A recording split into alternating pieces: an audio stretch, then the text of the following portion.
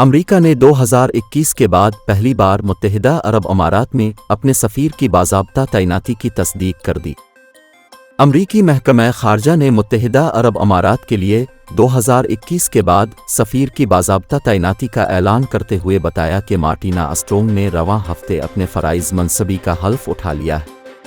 Media reports کے مطابق Martina strong ایک کیریئر ڈپلومیٹ ہیں جو عبوری مدت کے لیے سعودی عرب میں قائم امریکی سفارتخانے میں چیف مشن کے فرائض بھی انجام دے چکی ہے۔ مارٹینا اسٹرونگ کو ڈونلڈ ٹرمپ کے دور میں سفیر تعینات کیے جانے والے جان روکولیٹا کی جگہ تعینات کیا گیا ہے۔ اس سے قبل وہ بلغاریہ، عراق، چیک ریپبلک اور بارباڈوس میں بھی سفیر کی ذمہ داریاں انجام دے چکی ہیں، جبکہ وہ عربی، چیک، پولش، فرنچ، جرمن، روسی اور بوسنیا کی زبانیں بول سکتی ہیں۔